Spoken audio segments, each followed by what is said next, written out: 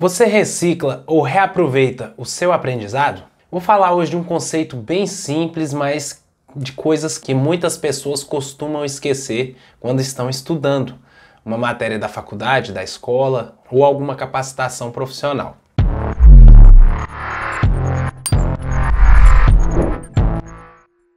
Quando você está estudando, você é do tipo de pessoa que gosta de estudar fazendo resumos? Você costuma escrever muito quando alguém está falando? Essas coisas elas são importantes para ajudar a fixar o conteúdo na nossa mente. Algumas pessoas têm mais propensão a fixar escrevendo do que outras. Nem sempre isso se aplica. No meu caso, por exemplo, eu prefiro prestar muito bem atenção ao que a pessoa está ouvindo do que gastar um pouco de energia escrevendo. Às vezes eu escrevo melhor até depois que a pessoa falou e eu compreendi muito bem. Uma outra forma de fixar o conteúdo também é explicando para outras pessoas, porque ao explicar você começa a fazer conexões de um assunto com o outro para aquilo fazer sentido de maneira que seja compreensível para outra pessoa. E daí você acaba aprendendo mais, porque você se força a estudar aquilo que você não compreendeu e aquilo que você não sabe explicar é algo que você ainda não domina. E por que é interessante eu reaproveitar ou reciclar algum conteúdo que eu já aprendi? Porque se você for aprender todas as vezes que precisar do zero, você vai gastar muito mais energia, certo? Ah, mas isso não acontece comigo. Por que eu reaprenderia uma mesma coisa duas vezes? Se eu não me lembro mais, é porque eu não aprendi. Nem sempre é assim. Nem todos os conteúdos são tão facilmente assimiláveis pelo nosso cérebro quanto andar de bicicleta. Talvez você tenha estudado logaritmos, por exemplo, há algum tempo e já não se lembre mais como fazer, mas não significa que você não tenha aprendido.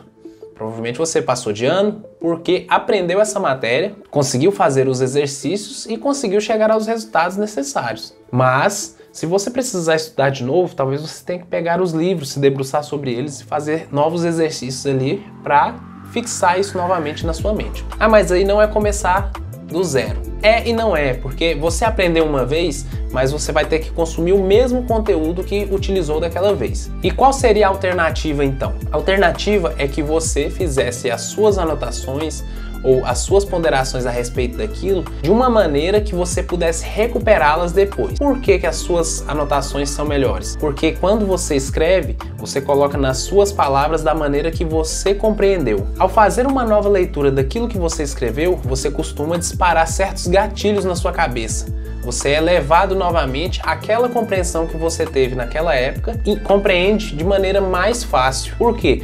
Porque é uma linguagem muito própria sua, é uma maneira que você está acostumado a falar e é algo que vai direto ao ponto da maneira como você escreveu. Nem sempre isso se dá de forma muito fácil. Às vezes a gente entende uma coisa, para entender essa coisa, uma explicação na nossa cabeça consumiria ali 4 linhas e a gente tenta escrever isso em 2. Mas com o tempo, quando você vai se habituando a consultar os trabalhos, os resumos, as anotações que você fez, você vai percebendo qual é a melhor forma de anotar de maneira clara e sucinta, sem ter muita complexidade. E como fazer isso? Como recuperar isso depois? Por exemplo, você aprendeu lá logaritmos já há 6, 10 anos. E como eu teria essas anotações ainda hoje? Se os meus cadernos eu já nem sei onde estão, se não foram jogados fora. Existe uma outra maneira de você fazer essas anotações e catalogá-las. Pode ser em um caderno ou no mundo virtual. Como é muito comum atualmente se fazer cursos à distância ou cursos via internet, é muito interessante você passar a fazer as suas anotações também através de ferramentas digitais, como por exemplo o Word, ou as ferramentas de edição de texto do Google Drive, do Zorro e outras similares. Por que isso é interessante? Porque essas ferramentas, como elas estão na nuvem, elas são mais facilmente guardadas e arquivadas durante longos períodos de tempo. E quando você diferencia entre o Word, que está instalado no seu computador somente, ou o Word que está lá na nuvem da Microsoft, do OneDrive, ou por exemplo, o editor de textos do Google Drive, você tem mais a vantagem de não perdê-las tão facilmente. Por quê? O seu computador ou o seu celular, ele pode se danificar com o tempo. Quando ele se danificar, aquele arquivo que você editou, ele pode se perder junto com ele. Isso já não acontece quando você tem um arquivo que é salvo na nuvem. Por exemplo, quando você usa o Office 365, que é o produto na nuvem da Microsoft equivalente ao Word instalado no computador. Ora, mas e se eu perder a minha senha? Bem, isso é possível também, só que é mais facilmente reversível do que quando o seu computador estraga, ou ele cai na água, alguma coisa assim, ou ele é roubado, enfim. Se você tem essa documentação por longos períodos sem ter que dispor de espaço físico ou de carregar peso ou alguma coisa assim, fica muito mais fácil você consultá-las depois. Outra vantagem de documentos no mundo virtual é que eles são mais facilmente indexados. Tudo que você digita e escreve, tudo que é texto no computador pode ser indexado. E as ferramentas que nós utilizamos atualmente, as ferramentas mais comuns, como a da Google e a Microsoft que eu já citei, elas costumam fazer a indexação por todo o conteúdo do arquivo. Então é muito interessante que você faça esse tipo de anotação sempre que for estudar. Por quê? Mesmo que sejam conteúdos que às vezes fazem parte da sua vida, por vezes você se vê distanciado de algum determinado conteúdo específico e ele pode ser útil lá na frente novamente. Perceba que você irá reciclar quando você transformar esse conteúdo para atualizá-lo, transformá-lo em uma coisa nova, ou reaproveitar quando puder utilizá-lo da mesma maneira em que ele estava anteriormente. Então, conteúdos que costumam ser mais basilares, aqueles conteúdos que são mesmo referência, eles costumam ser reaproveitados da maneira que estão. E outros conteúdos podem ser reciclados para que você reaproveite-os nas novas realidades. Na área de informática, por exemplo, a gente vê muito essa reciclagem de conteúdo, porque o que a gente fala hoje, no ano que vem, talvez já esteja totalmente obsoleto. Totalmente, entre aspas. Por quê? Porque os princípios de funcionamento de um computador, por exemplo, a forma de funcionamento com eletricidade, com codificação binária, essas coisas, elas permanecem como basilares para o funcionamento tanto do seu celular, quanto de um smartwatch, quanto de uma tela que seja um computador agregado a uma geladeira. Ora, mas então eu só posso utilizar as mídias digitais para serem recuperáveis? Não, você pode fazer o uso também de pastas e de cadernos específicos para organizar os seus conteúdos. O interessante é que você faça algum tipo de indexação manualmente, já que nos computadores isso é automático. Quando você tiver o seu conteúdo ou impresso ou escrito em cadernos, você faça algum tipo de catalogação, como por exemplo com orelhas nos cadernos, ou pastas específicas, alguma coisa que delimite o espaço onde você vai procurar por um determinado tipo de conteúdo.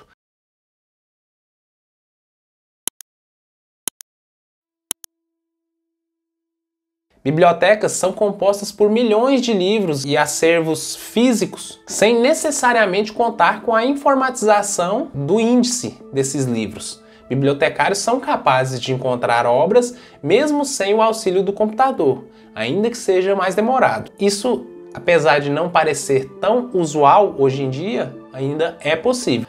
A reciclagem e o reuso de conhecimento é muito importante para que você seja uma pessoa mais flexível a mudanças.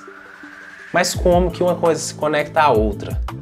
Porque quando você aprende uma vez bem aprendido, você tende a se apegar muito àquilo. Por quê? Porque você não quer reciclar e reaprender tudo novamente, ter que ir para uma sala de aula, ter que pegar o livro e ler tudo de novo, sendo que você já teve esse trabalho antes.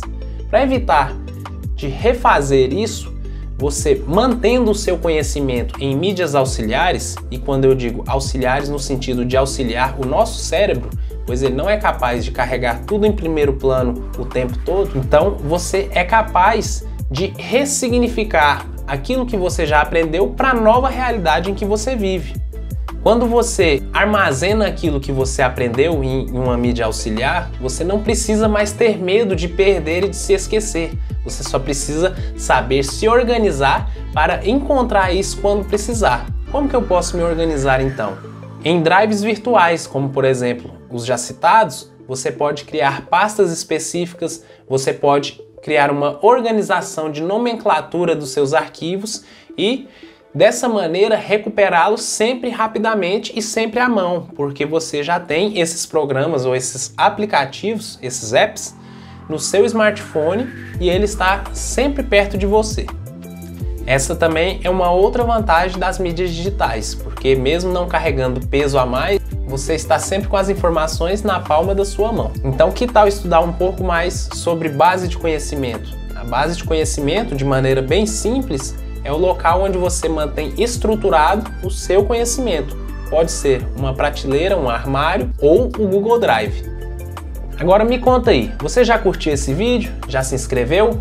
Comenta aqui embaixo se você já utiliza alguma dessas mídias virtuais ou como é feita a sua organização fisicamente, suas anotações, a forma de separar aquilo que você já resumiu ou escreveu. Me acompanhe nos próximos vídeos, que logo eu vou fazer vídeos exclusivos sobre como organizar a sua base de conhecimento em ferramentas na nuvem. A gente se vê no próximo vídeo. Até mais, tchau!